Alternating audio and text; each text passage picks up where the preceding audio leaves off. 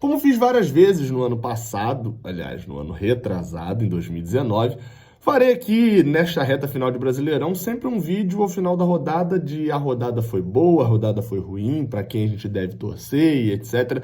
Todos esses pontos. Bem, dessa vez ficou até bem mais fácil, porque faltando 10 rodadas para o final do Brasileirão, o Fluminense é o último disparado a jogar, né? Toda a rodada aconteceu nesse final de semana e hoje, na segunda-feira, ainda faltam 2 dias para Corinthians e Fluminense e ainda falta também, ainda nessa segunda-feira, um Red Bull e Atlético Mineiro que pouco, de fato, influencia na vida do Fluminense nesse Brasileirão, pelo menos até o momento. Eu sou Gabriel Amaral, esse daqui é o canal Raiz Tricolor, deixe seu like aqui embaixo, se inscreva aqui no canal. Já sabe, né? O linkzinho maroto que tá aqui no primeiro comentário. 1xBet! Passa lá, Red Bull e Atlético Mineiro é um jogo muito peculiar. Um jogo de equipes ofensivas, né? Equipes que têm por hábito tentar muito gol. Se você olhar, o Atlético Mineiro fez 46 gols no Brasileirão, é um dos melhores ataques. E o Red Bull, mesmo estando lá embaixo, em 35 gols marcados, né? Só Red Bull e Bahia, da parte de baixo da tabela, marcaram acima de 30 gols. Então, marcaram 35. Então, assim, é um jogo de muitos gols. Enfim, vai lá no XBet, o link tá no primeiro comentário. Analisa bem, olha as odds e faz as suas apostas nessa casa de apostas esportivas. Bem, para a gente poder analisar essa tabela aqui, se os resultados foram bons ou ruins, eu vou passar rapidinho aqui pelos resultados, né? Porque eu sei que às vezes não tem todos os resultados aí na mão. Os resultados que interessam a gente, tá? Sport 0, Palmeiras 1, na Ilha do Retiro. Atlético Paranaense 0, Coritiba 0. O jogo foi no Couto Pereira, né? Foi Coritiba e Atlético. Ainda dá para colocar Fortaleza 0, Grêmio 0. Todos esses no sábado. Flamengo 0, Ceará 2 no Maracanã. São Paulo 0 e Santos 1 no Morumbi. E no Beira-Rio, Internacional 1, Goiás 0. Até agora esses são os resultados que interessam a gente. Fluminense é 7º lugar com 43 pontos. Acima dele tem o Palmeiras com 47 e abaixo dele o Santos com 42. Importante destacar, o Santos e o Palmeiras têm jogos atrasados. Como o Santos já jogou nessa rodada, né? O Santos tem 28 jogos, o Fluminense tem 28 jogos e o Palmeiras tem 27. Ou seja, essa é meio que a posição real do Fluminense no momento na tabela. O que a gente pode configurar aqui, caso o Palmeiras ganhe um dos seus 2 jogos atrasados, o que é muito possível, já que um deles é contra o Vasco, a gente pode dizer que o Fluminense hoje está a praticamente 6 pontos do G6, porque está 6 pontos atrás do Grêmio, e tá 1 ponto à frente do Santos apenas e 3 à frente do Ceará, mas o Fluminense tem um jogo a menos. Agora sim, já expliquei tabela, falei bastante. É importante destacar também que apesar dos 6 pontos atrás do Grêmio, o Fluminense ganha sempre nos critérios de desempate do time tricolor do Sul, porque eles têm 13 empates e a gente tem apenas 7, ou seja, mesmo com eles com 6 pontos à frente, a gente tem o mesmo número de vitórias que eles, são 12 vitórias para cada lado, ou seja, qualquer empate de pontos que a gente tiver com o Grêmio, a gente fica acima. Então a gente não precisa tirar 7 pontos, a gente precisa tirar 6. Bem, dado esse panorama todo de tabela, vamos falar dos resultados. É óbvio que quando joga Sport e Palmeiras, quando joga Fortaleza e Grêmio, é óbvio que o mais interessante pra gente é que os times que estão brigando na parte de baixo da tabela, até Coritiba e Atlético Paranaense também, estão brigando na parte de baixo da tabela, vençam seus jogos. Ou seja, nesse caso, foram 2 resultados médios e um ruim, já que o Sport perdeu o Palmeiras.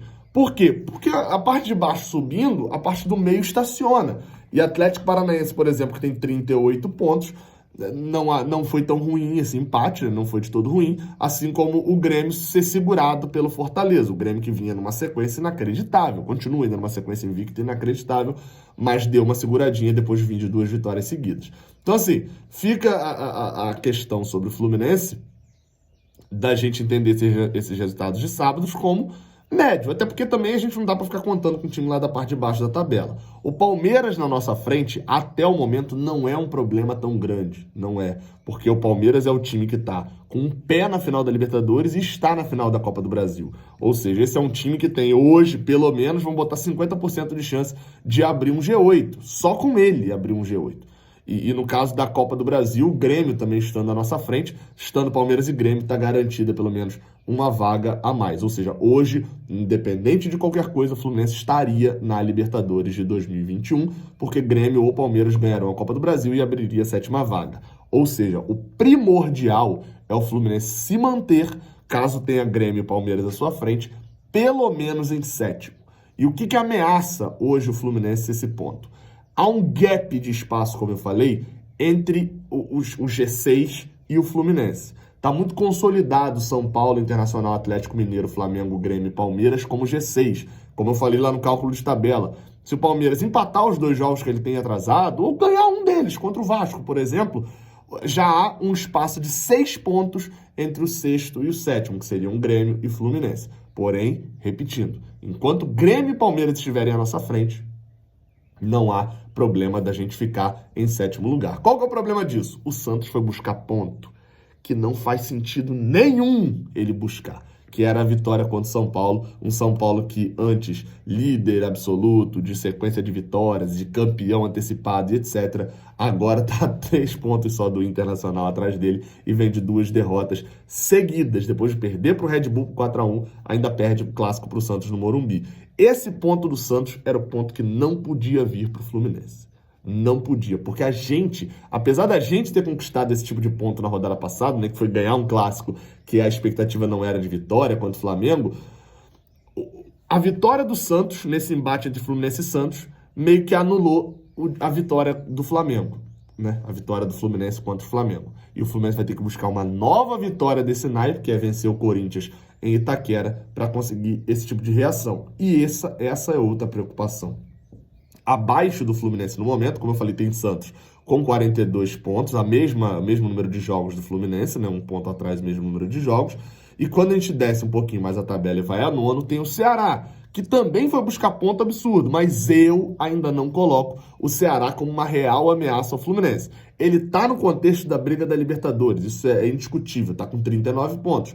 Mas eu ainda não coloco o Ceará nessa briga com o Fluminense por motivos são 4 pontos de diferença e o Ceará ainda tem um jogo a mais. E eu não vejo o time do Ceará com uma potência para poder tirar 4 pontos do Fluminense nessa reta final. Posso estar enganado? Posso, mas essa é a minha análise do momento. Se eu analisar isso na 38ª rodada, vai ser muito fácil de analisar.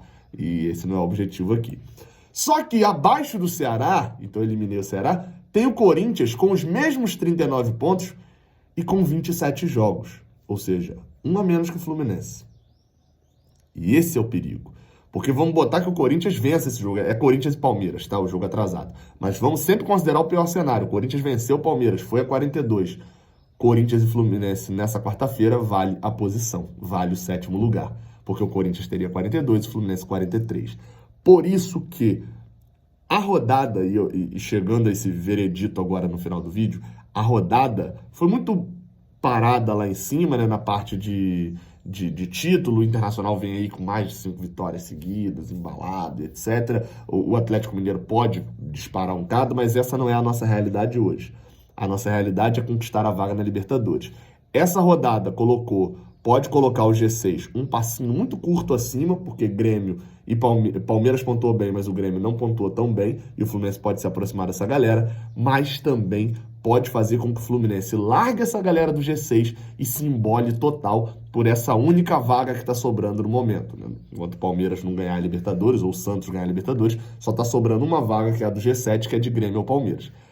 E o Fluminense, para ter uma rodada boa, essa é o tipo de rodada que, independente do que aconteceu, já aconteceu tudo, quem vai definir mesmo se a rodada do Fluminense foi boa ou não é ele. Ano passado, eu sempre gosto de usar esse exemplo.